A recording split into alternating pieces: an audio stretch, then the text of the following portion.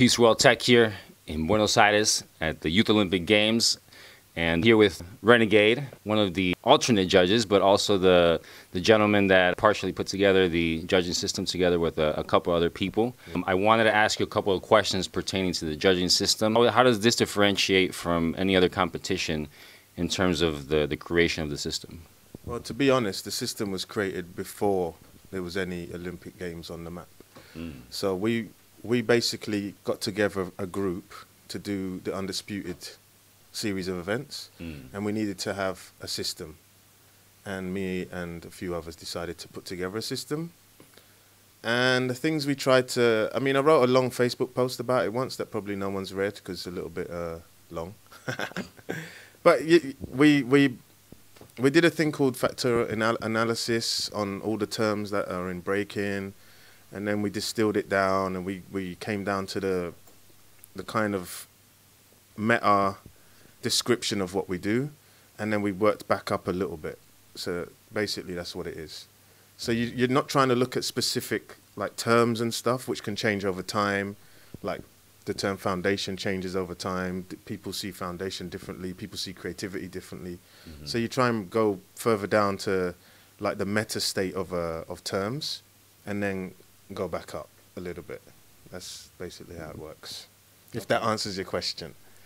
Somewhat. Kind of, right? Kind of. It's a little bit complicated. But has it? But yeah, it was using undisputed. But has it been adjusted from undisputed to this? Because this is completely a little bit of a different platform. Yeah, because originally when we did the distillation, it came to 3 terms, which were artistic, interpretative, and physical qualities. But when we got approached by the Olympics people, they wanted a few more criteria, we call them, but it's really values. So what we did is we just took each value and just split it in half. Okay. And then we got 6 criteria values. So that was the only compromise we made. Okay. But it's basically the same thing. It just means that you look at a meta and then you break that meta into 2. That's it.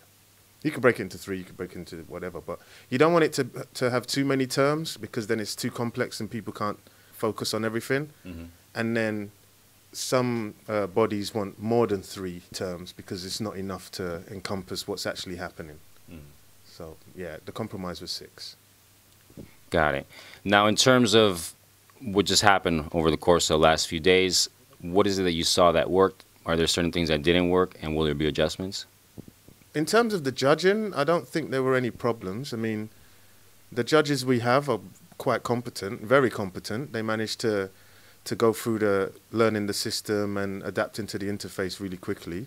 I guess in the post-analysis, we'll find out if there were any issues and work to fix it. But the system itself is probably finished for now. The interface we might need to work on just to make things easier.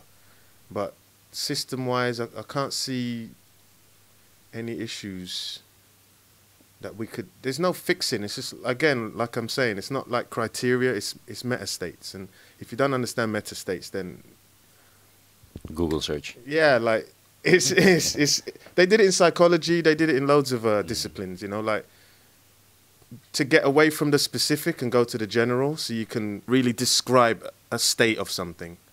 You know, like if you try to use separate terms, it just becomes too complicated and too wordy, and it doesn't actually catch the essence of what's happening. Do you know what I mean? So yeah, that part of it's fine. Maybe the interface, I don't know. It's up to the judges to say, okay, if this button was here or this was a bit less complicated or blah blah blah blah blah. But yeah. Got it. I guess my last question in regards to the judging is there any way to simplify it even more? Because even for us, like sitting in the crowds that weren't familiar with the system, is a little bit complicated for us being B-boys, and even more so for the general public, which I think is very critical for the average person. The way I look at it, and I tell people, is like, if my mom can understand it, we're on the right path. So is there any way to even simplify it even more so that the average person, when they see it, they understand why people are losing and why they're winning? Yes and no. I think as with any new systems or descriptions of reality or whatever else, there needs to be some training by the people who are observing the activity. Do you know? So as an example, if you take when UFC or whatever first blew up, it's just like, oh, this is some guys cuddling on the floor. I don't know what's going on, right? But then over the years, they made an effort to break down what was happening, and then people then started to understand the nuances and the subtleties in what they were seeing, right? So it's up to us to educate people as to what they're watching and how to translate what they're seeing, the feedback they're seeing, into what they're watching. Do you know what I mean? Like, yeah, we could take it down to 3 categories so that you could understand it, but then some bodies want more categories for bigger, greater transparency. Do you know what I mean? So what's the compromise? You have to just educate the people watching. That's the main. Absolutely. We need more storytelling and describing what's going on. Videos and stuff, breaking stuff down. I mean, I don't understand half the sports out there, how they're scored. Did you understand the question? I've no idea what's going on. But if I'm interested, then I'll have to look at how they score it and translate it into Kev language. Do you know what I mean? And if you're going to watch something as complex as dancing, which is super complex, you're going to have to make some effort on your part to understand what's going on. Do you know? Like, if you watch, say, Ballroom or something like that, then how is it judged? You have no idea, right? They give some numbers. What do the numbers mean? You've no idea. But can you enjoy it? And then if you want to go further, can you understand it? And I think we're at that stage. It's still super early doors, and there's a lot of work to do in terms of educating the public and even people in our scene as to what they're seeing or what's going on. But that's a joint effort from us and the viewers. No, that's a good point. I'm glad you mentioned that, because even with like sports like baseball, there's some people, you know, I have friends that are girls that do not understand baseball whatsoever. You know, they must have some weird rules that just like, well, why did that happen? But there's an entertaining side and then there's a deeper side, and it's up to you which bit you want to understand or appreciate. You know? And also, I think that's why commentators are so important. The commentators are kind of what bridge the gap between the athletes and the average person that's watching. Okay, no, thank you for those responses. To kind of follow up a little bit with everything that's happened here with the Olympics, one of the things that the scene was concerned about, and by the scene I'm referring to the breaking world, was the involvement of the World Dance Sport and the IOC and their intentions. Can you tell us a little bit about what the experience has been working with them? My experience has been quite positive. Do you know, I mean, initially I was the same. Do you know, but when you actually talk to people and find out the sacrifices that they need to make or the compromises that they need to make things happen, it's just like you appreciate.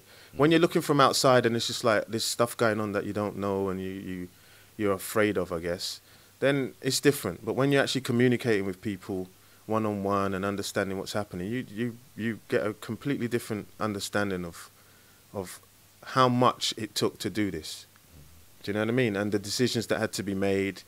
And it was super quick. We had like a year and a half or something, 2 years, to write a rule book, to do a judging system, to do 3 qualifiers, to do the World Championship qualifier, to get really competent judges, to train those judges. It's like, it's not a joke thing, do you know what I'm saying? Like, it's a lot of work, and they left us alone, for the most part, to do what we needed to do to get things done. Do you know, there was never a case of them saying, you got to do this, you got to do that, we do it this way, or else we would have just stepped out.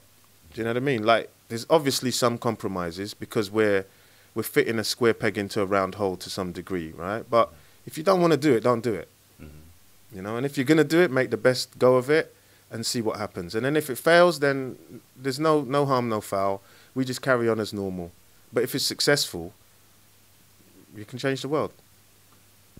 I agree, man. Everything that happened these last couple of days was just, it was surreal. You know, I keep using that word surreal just because, you know, if you weren't here, you won't understand, man. Like, the takeaways for me definitely were the camaraderie and the professionalism of everyone involved. Do you know what I mean? And I'm super shocked. It went so nice and so easy and so, it was, like surreal. Surreal and overwhelmed, right? Like, okay, I didn't think that was going to happen. Emotional in certain points, especially when they would play the anthems and you're standing there and you're looking back and like, wow, breaking is... And it's not something you'd think you'd feel.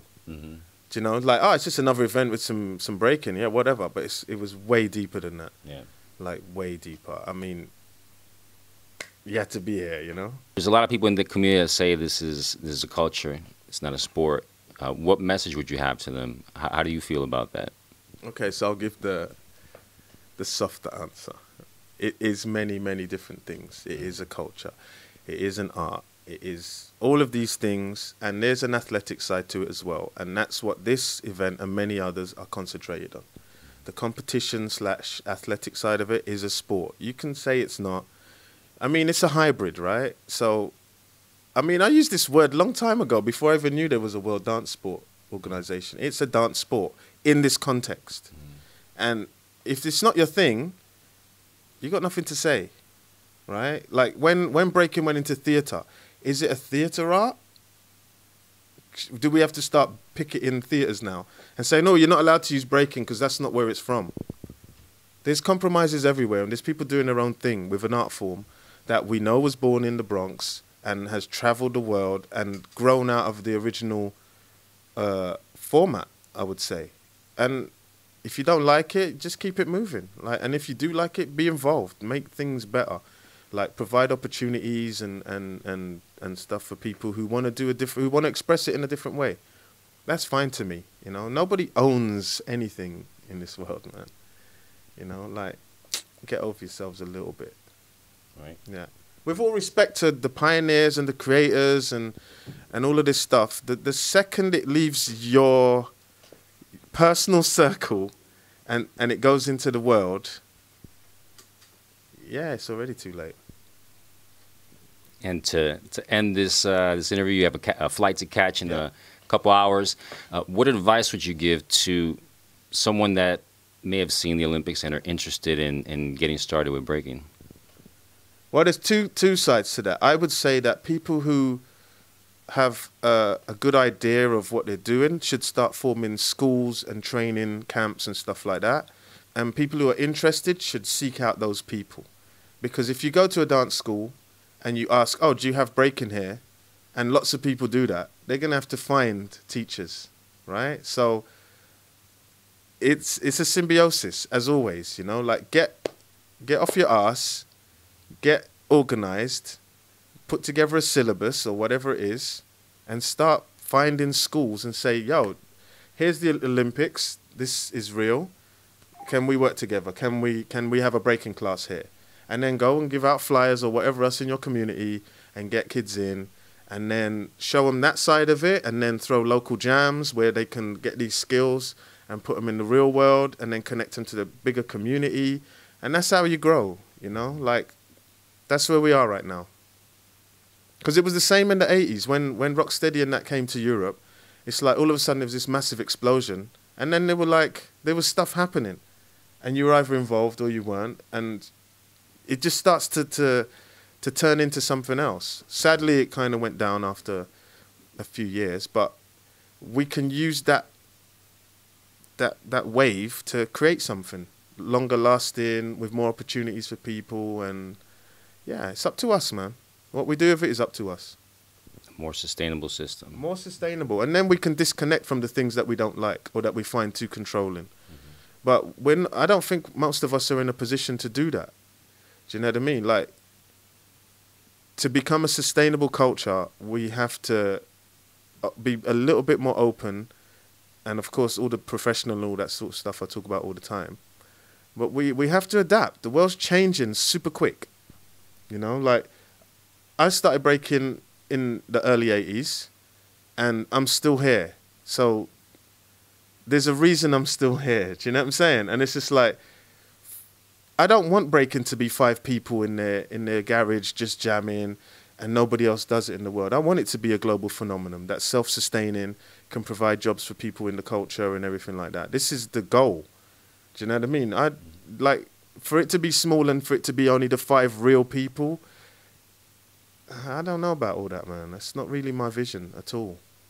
My vision is for this to be seen as what it is, which is a force for movement and a force for good and a force for training young people who may have nothing better to do. Do you know what I mean? Like, that's why I have crews and I teach people, because that's what it's about, to get these kids doing something. You know, that's our responsibility as elders or whatever else, you know, like to get kids moving, to get them active, to get them able to control their lives through dance. Do you know what I mean? That's what it's about for me. I don't really care about the medium so much. Just keep it moving, man. On that note, thank you. I appreciate it. Congratulations on all the good work. I was one of those people when it first came out where it's like, what's going on here? But like you said, you know, you have to be receptive and have conversations with people to really understand the magnitude of what's going on and what's required. So once again, I mean, I've been organizing events since I was 19 years old. So I understand exactly. I understand the stresses of even being able to put something together, much less of this magnitude. So much props on all the work that you put towards this. Are you going to get some rest now? No, it's event to event to event to event to event. This is the life that you choose, you know what I mean? And you have to sometimes just take it on the chin and just keep it moving, man. I could be doing way better things than this, you know, like with an easier life. But this is what you choose, and you take the rough with the smooth. Someone said to me, if you sit in the hot seat, blah, blah, blah, blah, blah. It's just like, yeah, I'm going to sit in the hot seat, and you can watch me. It's fine. I'm going to be here. Like they're watching now. Like they're watching now. All right, Kev. Thank you, man. Peace out, man. A pleasure. Being of Latino descent, you're also Mexican. What symbolism does it have for you being here in a country that speaks Spanish and that is Latin American? Yeah, man. I mean, it's an awesome feeling, you know, because a lot of us Latinos, we come from a very struggling place where it's difficult to get our hands on things or even pay for things. And I don't want to sound like we're all poor, but that's where I come from. How do you personally feel about it being labeled a sport? I don't call it a sport. I'll never call it a sport. It's an athletic dance. I think that's about as close as I'm going to get to calling it a sport. I think, again, we don't want this to be appropriated, you know? We have to protect our language.